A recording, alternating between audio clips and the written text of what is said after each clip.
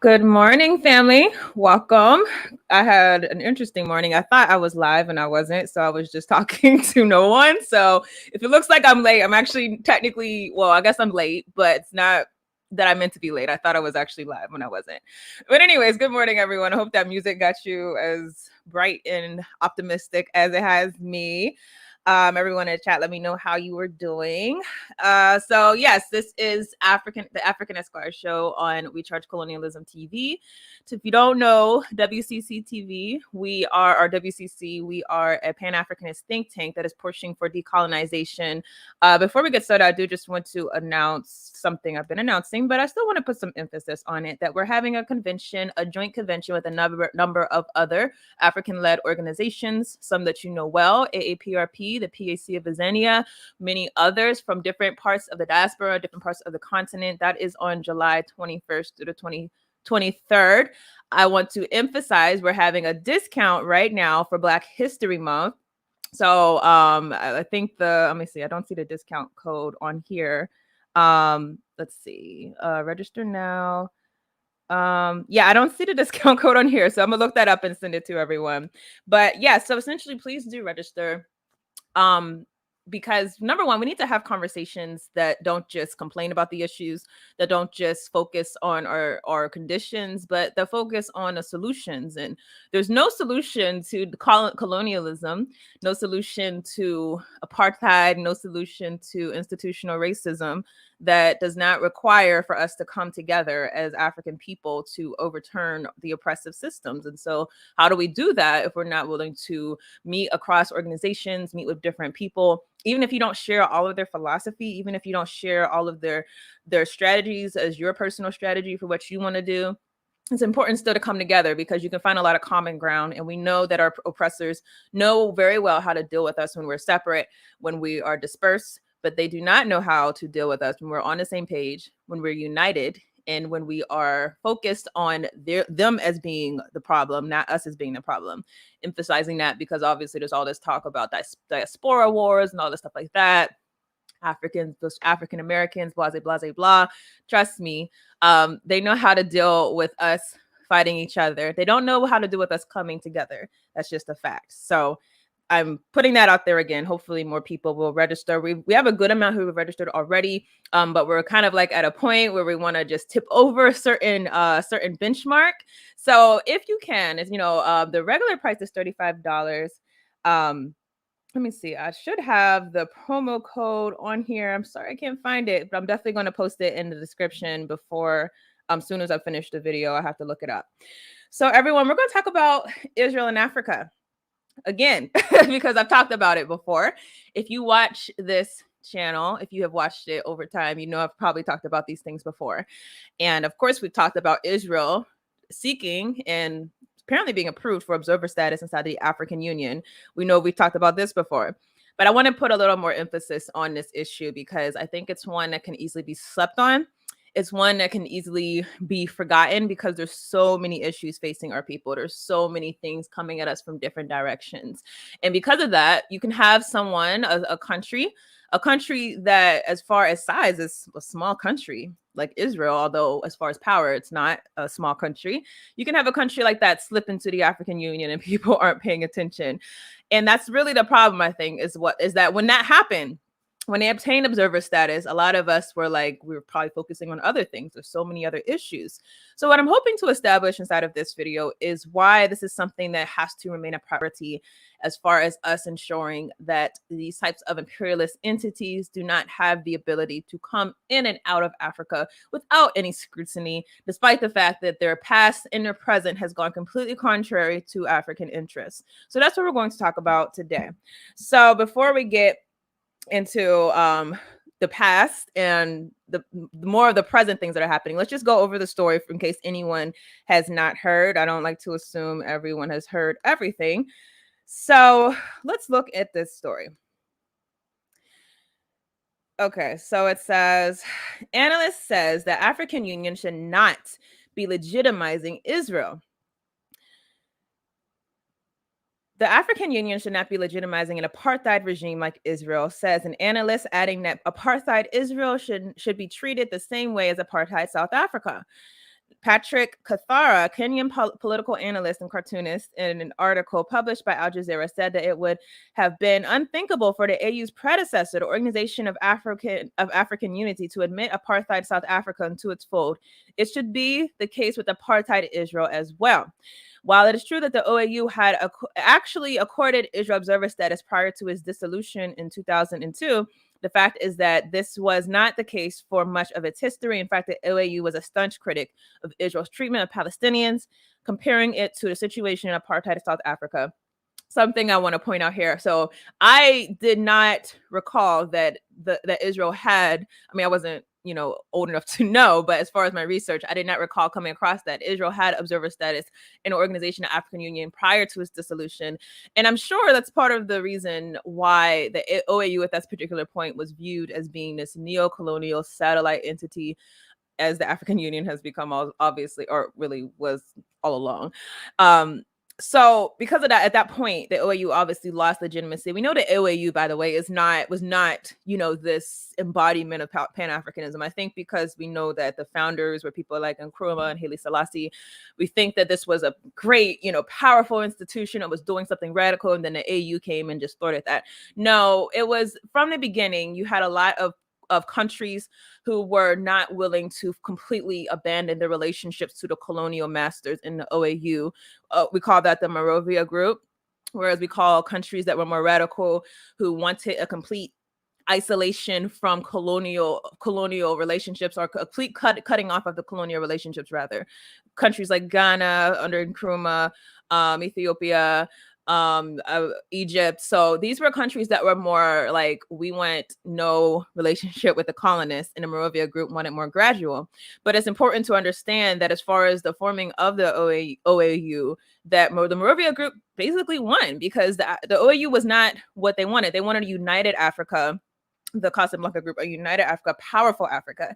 And essentially it became what the Monrovia Group wanted. And we know what the Monrovia Group wanted is really what the colonists wanted. They wanted these African countries to not have any true unity, and to still be decentralized, so that any decisions that were being made were not being made from a powerhouse. It was being made from people who were dependent on outsiders, their colonial puppets. That's what the design was of the OAU.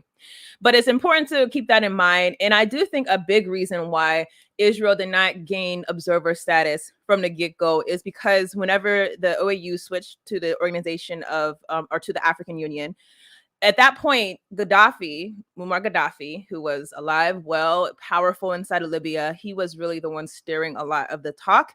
And we know he was no lover of countries that were closely allied to imperialists. So I think that's probably the reason why Israel had such a hard time reestablishing that relationship, even though they just had observer status in the African Union, or Organization of African Unity.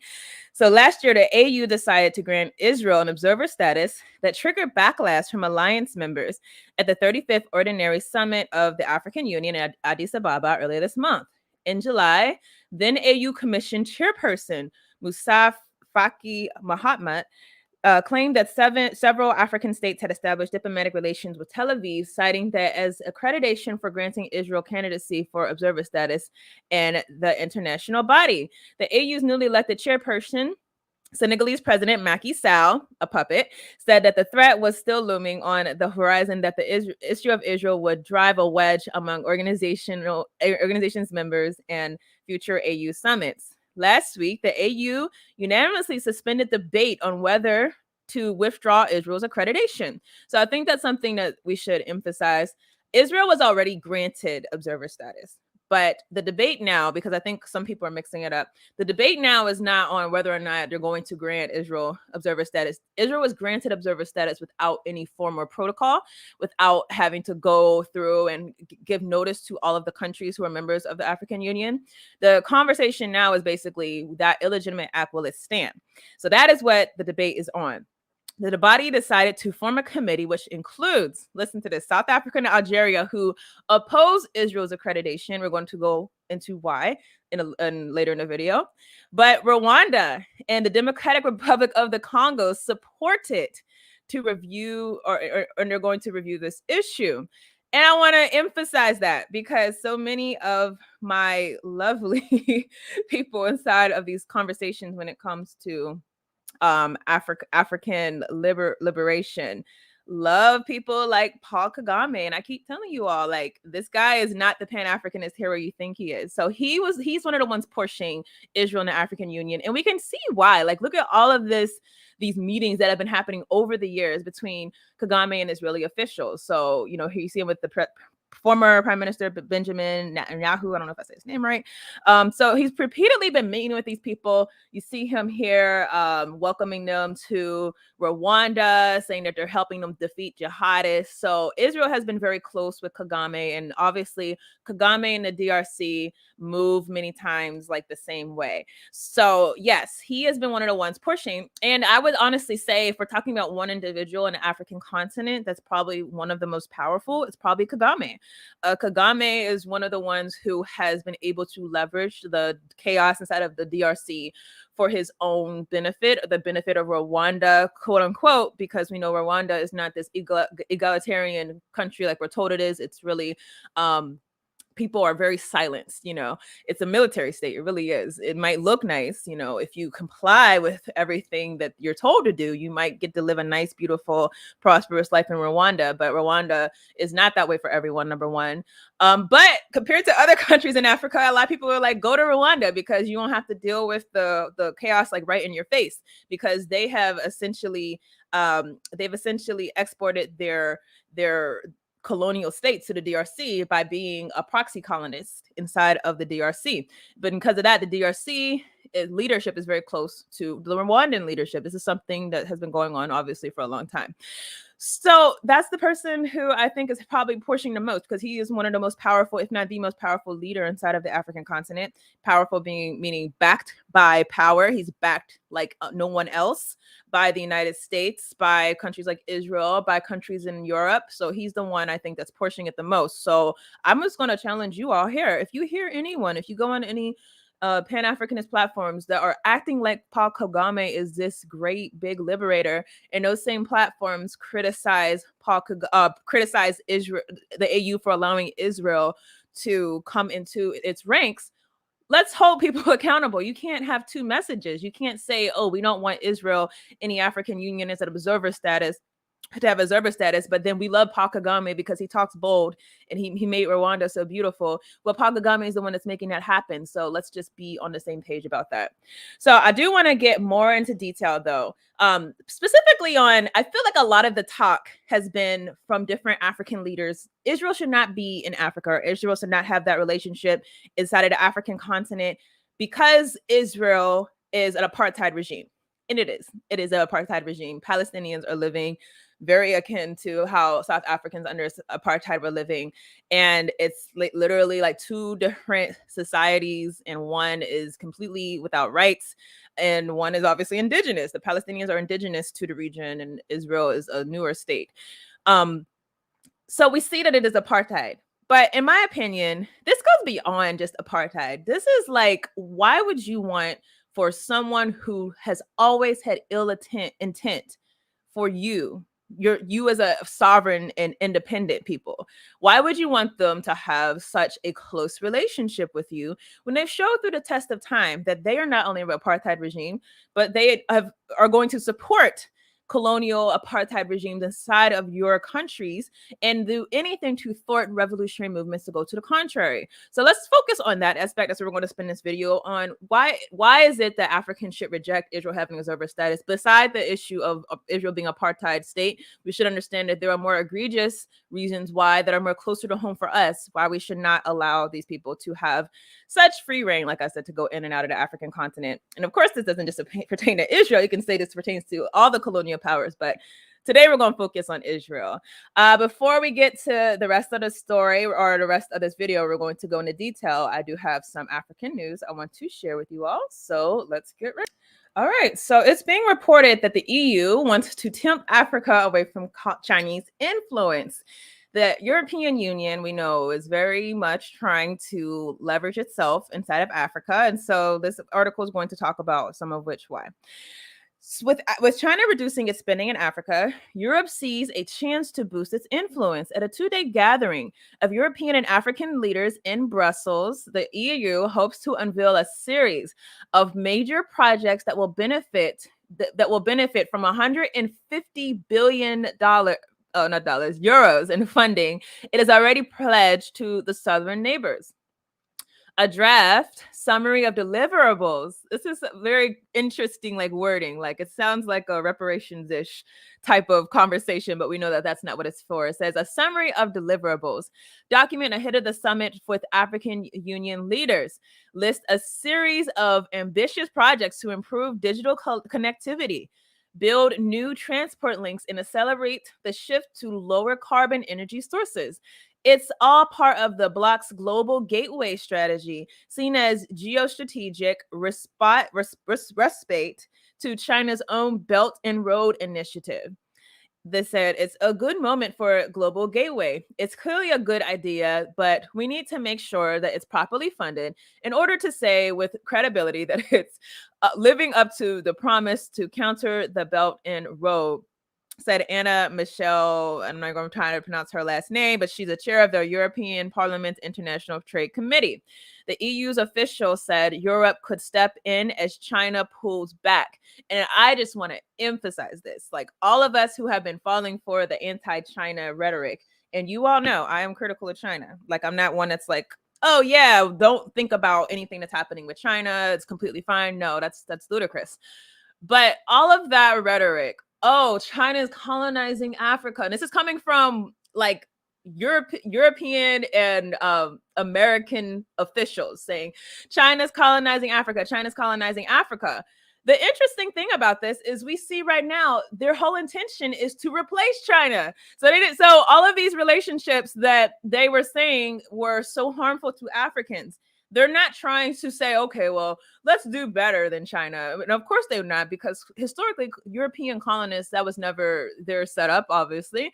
But they're not saying let's do better where we have criticisms for China, and they have so many criticisms, right? No, they see China starting to gradually withdraw, and they want to replace them. So this is why we have to be very careful when we're reverberating like things that we're hearing from our oppressor, because we should understand it's all basically about them getting the upper hand. It was never about Africa. They said these horrible stories. China sees different assets, some of which have been verified, some of which have not, or some of which have been come out to be false. And all of this painting this picture that they care so much about what's happening in Africa. But we see right now their intention is basically they feel like China has laid out a roadmap. This is what we should be doing. And so let's replace them as far as being the one who was doing these types of loans with African governments. China's been investing less in Africa, especially since the beginning of the coronavirus pandemic, a departure from earlier fears from African and Western countries over Beijing's debt trap diplomacy, right? So now we won't be in a Beijing debt trap. This is what they're offering us. We'll be in a European debt trap. Thank you so much, colonists. At the Forum on China-Africa Cooperation meeting last year, the president of China, Xi Jinping, I don't know if I said it right, pledged $40 billion worth of investments for Africa, a third less than previous commitments. So we're seeing basically that China is gradually not able to do what it was before, and yet European countries are supposedly trying to replace them. Now, I just want to, I'll actually stop there, but I want to just emphasize that, as it says in the article, there's no real telling that European countries are going to be able to live up to these commitments. The thing about Chinese loans is that they were so astronomical that America, Europe could not keep up. So the fact that they're putting out these proclamations, I mean, they're saying over this amount of time, we're going to give this much to Africa.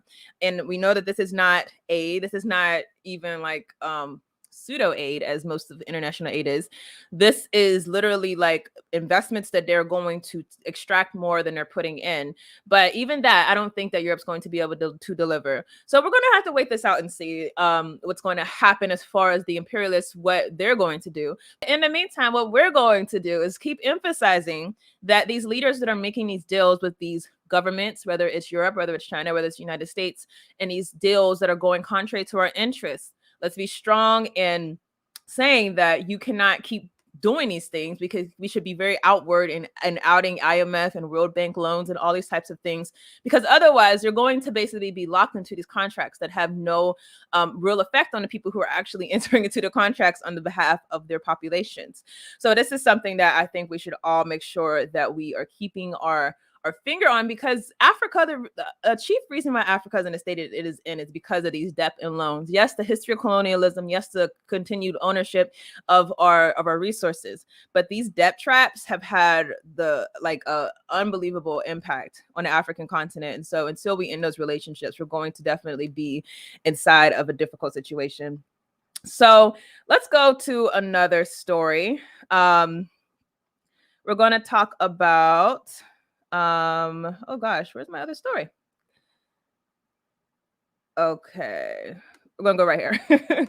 This is a more positive story, and I feel like sometimes we can talk about negative things a lot, but it's important to also highlight a lot of the good things happening. And this is something that I think could be inspirational to many of us as we're trying to find ways to organize, not just go online and join a Facebook group, not just go on Twitter and just talk about, oh, we hate this, we hate that, but actually do something in our real lives. So this is something that's being done in Puerto Rico. This article says, an act of rebellion, the young farmers revolutionizing Puerto Rico's agriculture.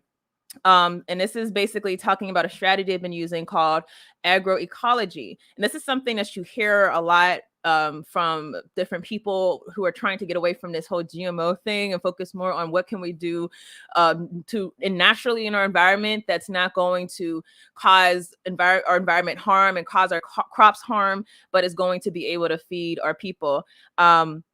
Scrolling down, I wanted to highlight one quote that they said. So these are the people who have created this. They said, after graduating with a degree in agronomy, the science of soil management and intensive crop production, Ian Pagan Roge, I think I said that right, founded Josco Bravo Project in 2004. At the time, agroecology was either ignored completely or ridiculed as a hippie movement by Puerto Rican universities and government. Isn't it so interesting how anything that's going to challenge the status quo becomes like a hippie fringe movement?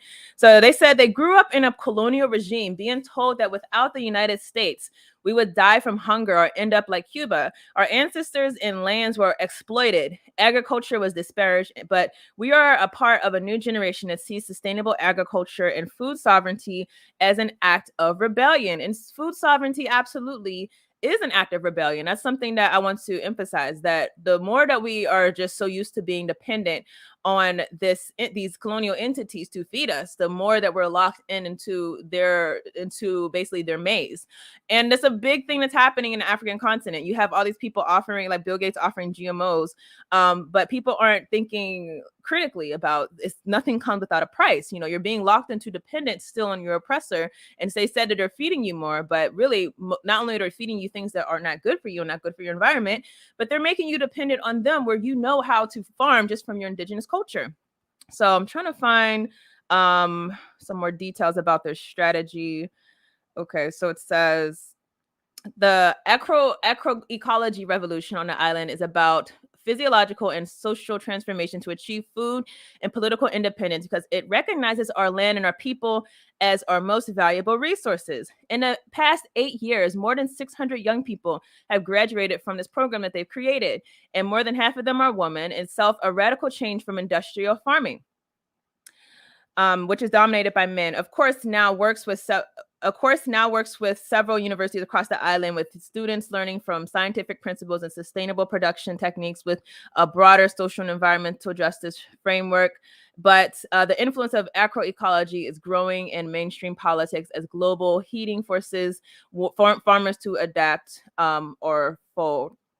So this is an important article, I think, and I'm hoping to give you all some inspiration. By the way, WCC, we do have a sweepstakes when we're trying to also encourage people to try to get into farming. So this is Africans return to the soil. You can enter to win $500, and basically you're just going to pitch to us some type of food sovereignty type proposal you have, whether it's farming or whether you want to open some type of food pantry with healthy food or something like that.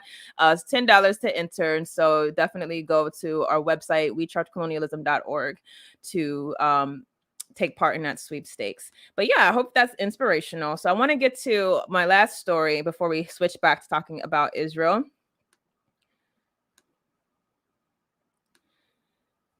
Now, a lot of people are talking about Facebook right now because Facebook has earned a reputation, obviously, as being one of the having obviously censorship. That's another big thing people have been talking about, have been upset about. People have been talking about the lack of security that you have. A lot of issues have been presented with Facebook. I want to talk about what's happening in Africa with Facebook, because unfortunately we don't hear these types of stories so much because we're basically shut out. So this is being reported by Time magazine. In a drab office building near a slum of Nairobi. Let me scroll down for you all. In a slum of Nairobi, Kenya, nearly 200 young men and women from countries across Africa sit at their desks glued to computer monitors where they must watch videos of murders, rapes, suicides, and child sexual abuse.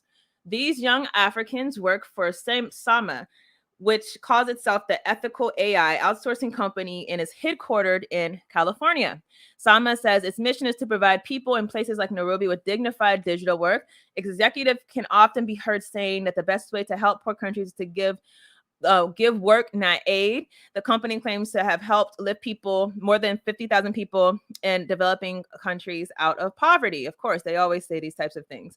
The benevolent public image has won Sama data labeling contracts with some of the largest companies in the world, including Google and Microsoft and Walmart. What the country doesn't make public on its website is its relationship with its client, Facebook. Now, the thing about this, first of all, before I get more into this, I want to emphasize many of us are comfortable talking about issues when it comes to censorship, but we're not thinking about who are the people who are actually flagging these posts. And this kind of gives you another image. People in Africa are being outsourced as the ones who have to go through every single post and flag them. Now, of course, there's the nature of like backwards, like betrayal, because we know a lot of these posts that get flagged are probably ones that are threatening to the capitalist structure. But the other issue of that I never thought about is that there's violence and rapes and things that you're actually seeing as a person. And that becomes very traumatic. We basically see through the story. It says in Nairobi, Sama employees who speak at least 11 African languages between them toil day and night working as outsourced Facebook content moderators, the emergency first responders of social media. They perform a brutal task of viewing and removing illegal or banned content from Facebook before it is seen by the average user. Since 2019, this Nairobi office block has been the epicenter of Facebook's content moderation operation for the whole of sub-Saharan Africa. Its remit includes Ethiopia, where Facebook is trying to prevent content on its platform contributing to incitement to violence and an escalating civil war. Now, this article also gives you a little background about some of the trauma that people are facing. It says that they are aware of at least 2 Sama content moderators who chose to resign after being diagnosed with mental illness, including post-traumatic stress disorder, anxiety, and depression. So it's a different look, I think, into the issue of surveillance, a different look into the issue of content moderation, the fact that things are being outsourced to the African continent and our people are basically having to intake with their own eyes and mind what is happening as far as violence and rapes and very difficult things. And at the same time, also being used to censor us many times. So this is why we have to make sure that we have a holistic understanding of these empires. It's not just about Facebook flagging our posts. It's about Facebook being an exploiter of African people. It's about Google being an exploiter. It's about Microsoft being an exploiter. And we have to pay special attention whenever they're telling us that they're there to give jobs. What kind of jobs are you giving? Are you giving jobs that are going to uplift the people? More times not, often than not. Outsourcing is basically a way to give people jobs that no one else wants. It's a way to lowball people. a way that's going to be acceptable, not inside of other countries. So whenever you hear of a new corporation that's being built inside of an African country, and people applaud, yay, we're going to have Toyota in Ghana or something like that. What we're not thinking about is what the outsourcing types of relationships are going to be formed in order to basically make sure that they squeeze every single dollar out of that company. In situations like this, unfortunately, it has negative implications for people. So everyone, with that, we're going to get back to the story, talking about Israel's long history in Africa, and why we cannot allow Israel to obtain observation. I hope everyone's doing okay. So let's talk about a long history of Israel in Africa. Some of this, many of you probably know, but it's worth emphasizing at the front end of this discussion. The short history of Angola-Israel relations. Following the vote in favor of the UN Security Council's Resolution 2334, condemning illegal Israeli settlements of Palestinian territories in East Jerusalem, Israel cut diplomatic ties with 10 of 15 member states that compose of the UNSC. They're very petty, we can see. Israel reserved a specific retaliation. This is very more emphasis, African people. Specific retaliation for 2 African member states. No more international development aid for Senegal and Angola. Interpreted as a largely symbolic move, Israel's reaction to Angola is, however, in sync with a long trajectory of Israeli-Angolan foreign relations. So it's worth emphasizing in this particular point that when it comes to the UN Security Council, whenever motions are brought, right, the big way that people ensure that their agendas are met at the United Nations or at these international bodies is by having aid, which is supposedly for the people, right? But it's not really. Aid is going to be over your head. Okay, we're not going to pay you anymore. We're not going to bribe you anymore. Aid is really basically bribes inside of the international foreign relations. So this is hanging over the heads of many Africans. And many times we vote a certain way when we know it's not going to be good for our people, because we know that it would jeopardize our economic incentives. So here you go. Israel is giving aid supposedly to Senegal and Angola. And not only does Israel cut diplomatic ties with different countries, like it does with the other Security Council countries, the non-permanent members, but it also is going to go a step further and also remove this aid from these African countries as a way to ensure compliance. So just think throughout this presentation, what is Israel doing inside of Africa? Obviously, they're trying to secure and make sure that no one ever threatens their ability to abstract they want the rest of the land of Palestine, basically, and the people to go wherever.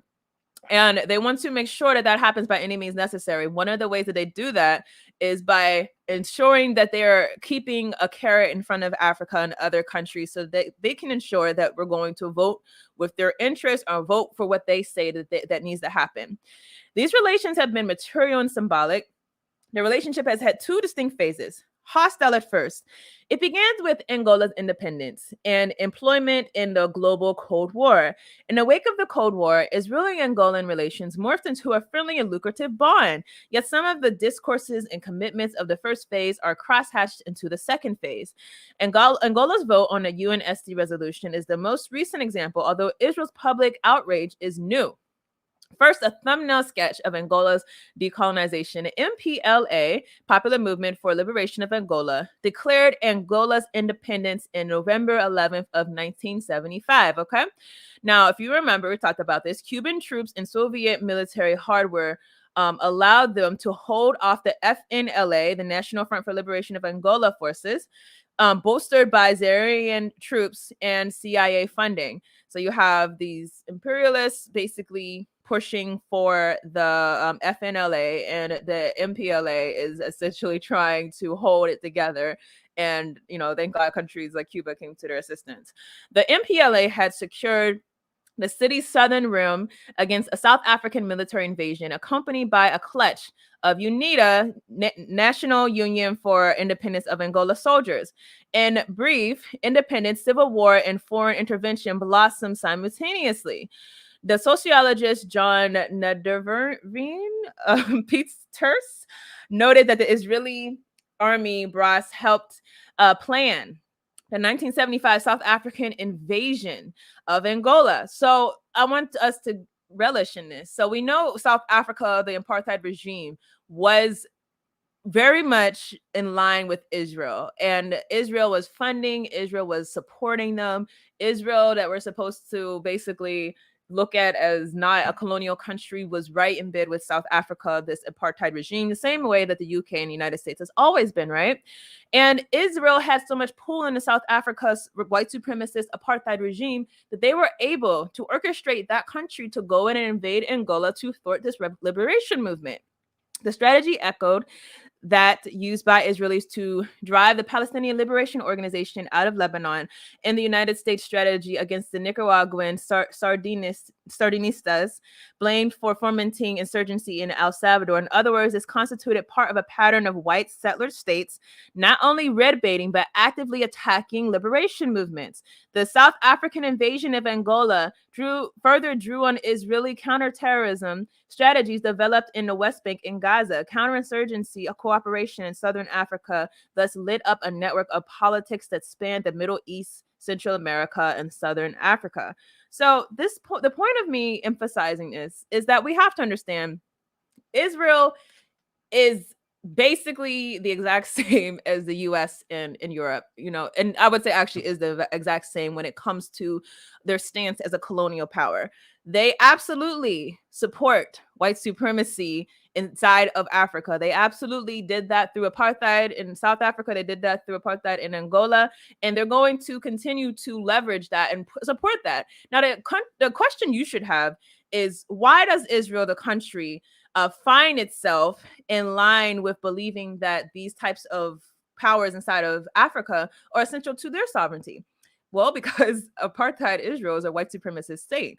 So obviously, you know who your allies are as far as what your goals are. If your goal is to wipe out Palestinians and take over their indigenous land, and you see Africans who are making claims to their own land, you understand directly that those white settler colonists who are also trying to rid the Africans of their lands, you understand that those people are your allies.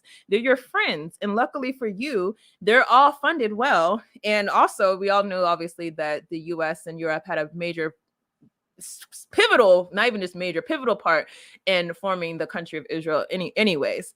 So this creates a real issue where you have a country that is so adverse to liberation movements because they see it in themselves. They see they see this white supremacist settler colonies in themselves because they're doing the same thing. Now, I want to emphasize, though, a lot of people who are upset when it comes to Israel being in Africa and stuff like that, just make sure that you're being even-handed. This is France. This is also the United States. These are colonial entities that have, through the CIA and different intelligence agencies, directly conspired to overthrow liberation movements. And we have to keep that in mind at every single step, because sometimes we make one country a scapegoat for white supremacy. No, this is a global phenomenon that has been manifesting inside of Africa with these colonial puppets who are selling the people out constantly, right? So let's go to a modern example of where I think Israel is showing us what they're basically up to the same things as they were in these previous times with South Africa and Angola. Now, many of you might know Sudan right now has been having a lot of unrest because there was a military junta that took power from a civilian rule government. And the civilian rule government was supported by the people, right? And it's important to emphasize that this military junta is likely sponsored. This is not the same as the junta, obviously, in Mali that has basically come and caught everyone by surprise. It seems that this one might have been being propelled by colonial interests. And more evidence for that comes with the Israeli relationship to this government. So it was reported Sudan's General Abdel Fattah Burhan, head of the Sudanese Sovereign Council, denied growing cooperation between Sudan and Israel on security and intelligence after the two countries had exchanges of information. He made his comments in an interview on Sudan's state-run TV, which aired on Saturday.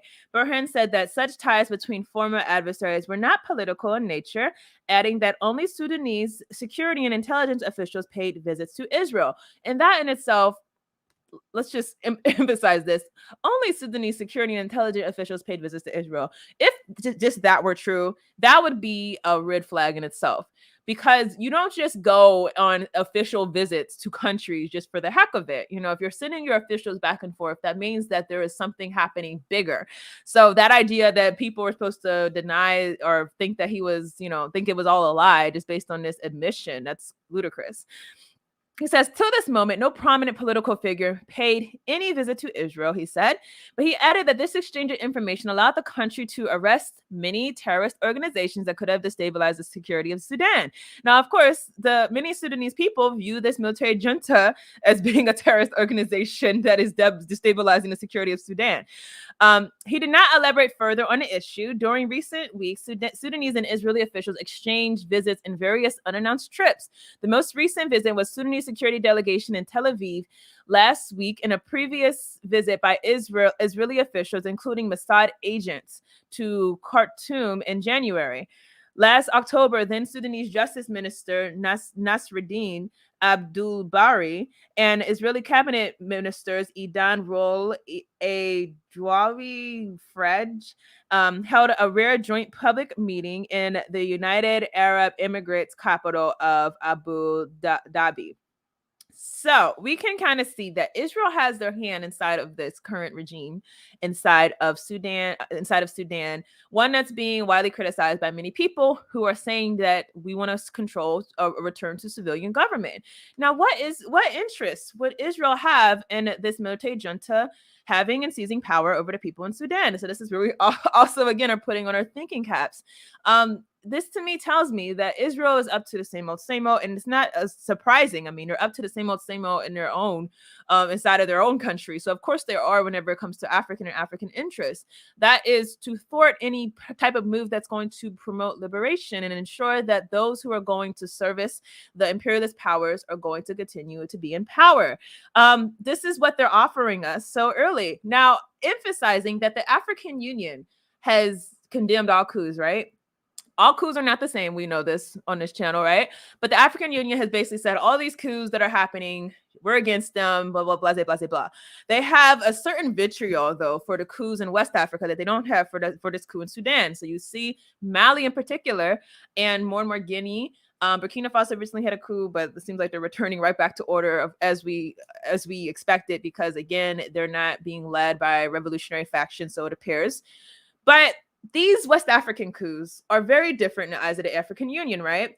But if the African Union is criticizing all coups, and Sudan is also a coup that's happened recently, why would they be now voting on allowing observer status to Israel when Israel is outwardly supporting the military junta government? I mean, it completely goes contrary to what you're saying. In one moment, you're saying that we don't legitimize these governments. We cut off ties with these coup governments. We don't facilitate dialogue with them. Yet you have Israel, who's outwardly showing that they have a relationship with this government, and you're going to give them observer status in the African Union. So that's just another thing to point out, that they are once again showing that they're not consistent, and they will never stand up to imperialism as a body. You might have one or a few, but certainly not all of them. Let's talk a little bit more about recent things that have happened as far as the Israeli presence inside of Africa. Is Israel's scramble for Africa, selling water, weapons, and lies. And of course, this is the former prime minister of Israel, Benjamin Netanyahu, and Israel's president, Uhuru Kenyatta, another colonial puppet right up there with Kagame, who has been very much one of the closest allies to the United States inside of Africa. For years, Kenya has served as Israel's gateway to Africa. Okay, not surprising, because again, Kenya is one of the gateways for the United States in Africa. Israel has been using the strong political, economic, and security relations between the two states as a way to expand its influence on the continent and turn other African natures against Palestine. Unfortunately, Israel's strategy seems on the surface to be succeeding. Africa's historically vocal support for Palestinian struggle on the international arena is dwindling. All right, so let's scroll down some and get to more specifics. A little bit more, sorry. According to Israeli political analysts, Pinhas Abari, Israel's charm offensive in Africa started after Israel failed to convince European states to support its policy vis-a-vis the Palestinians. When Europe openly expressed its support for the establishment of a Palestinian state, which was a compromise, Adnbara said Israel made a strategic decision to focus on Africa. And it's kind of like thinking back to Malcolm X, and now they focus on you. So they're not getting what they need from their allies. Europe is an ally to Israel, so is the United States. They're saying, let's make a compromise as far as having a Palestinian state. Well, they're not able to win over on this one. So let's go to Africa. Let's make them come over to our side. But the EU's support for a Palestine state and occasional criticism of illegal Jewish settlements in occupied territories was not the only reason behind Israel's decision to move its face towards Africa. Most African countries, like most countries in the global south, have long been voting in favor of pro-Palestinian resolutions at the United Nations General Assembly, further contributing to Israel's sense of isolation on the international stage. As a result, winning back Africa became a modus operandi, and Israel's international affairs winning back because Africa has not been hostile to Israel and Zionism.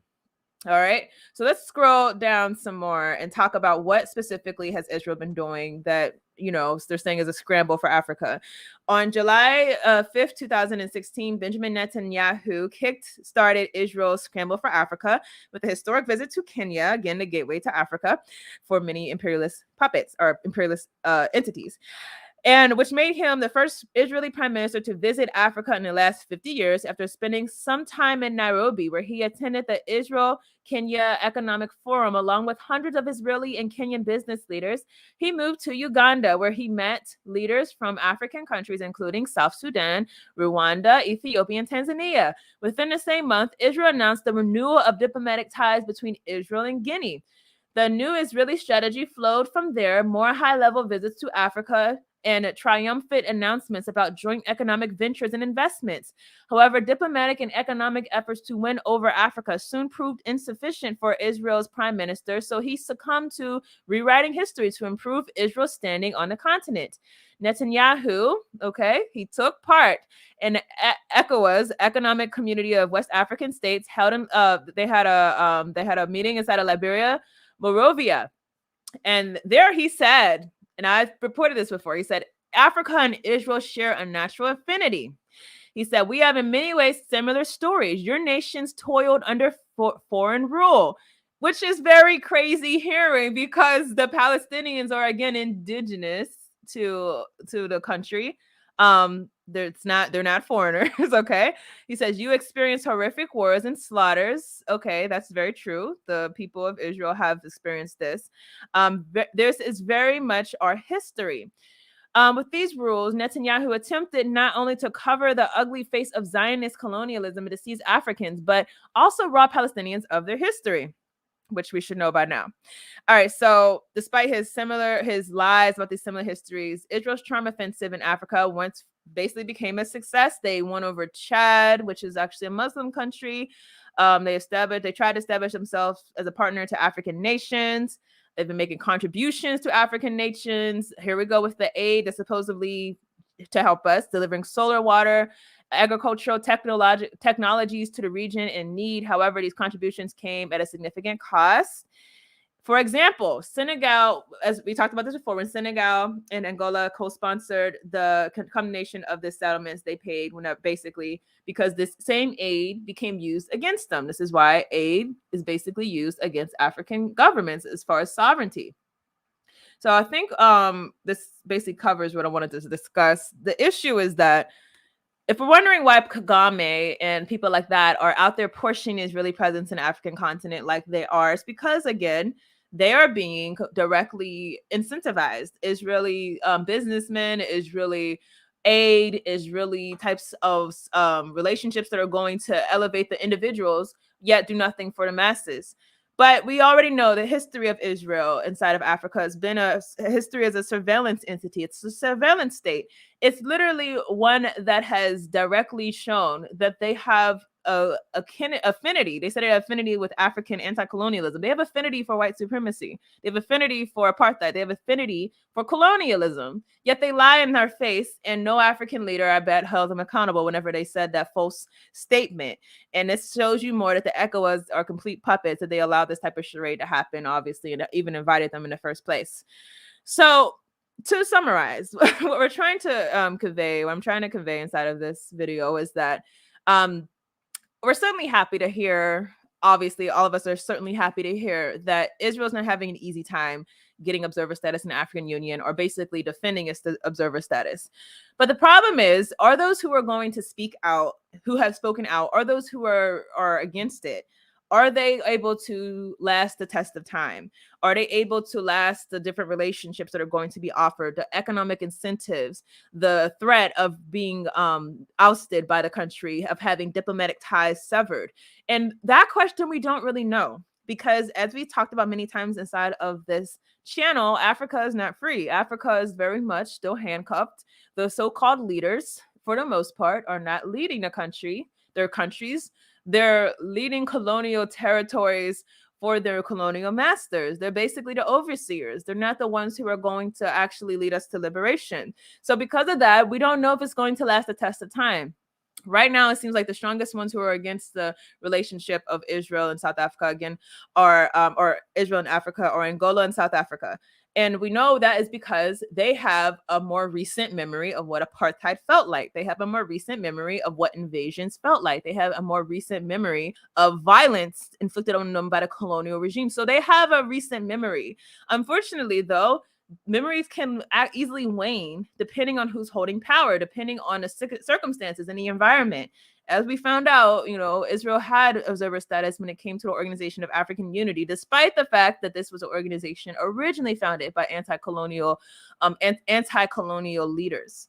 So we don't know if this is going to last the test of time. And to me, the best way that we can ensure that it does is to very much be loud, vocal, and also for those of us in the continent who actually have leaders, make sure that you're very much holding them accountable.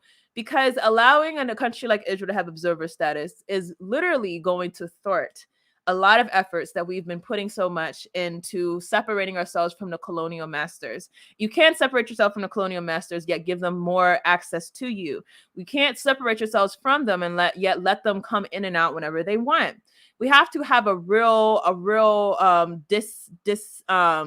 disgust of the colonial relationships as a people. And that's going to be the only thing that's going to drive organization, that's going to propel these people from furthering or suffering at the hands of or in support of the white colonialists who are basically ruling our destinies. So that's what I have. I hope this furthered the conversation. Definitely like, comment, subscribe, everyone, and definitely comment. We charge colonialism. You can visit our website. If you want to support us, you can donate on our website. All contributions are welcomed, and I will see you all in the next video.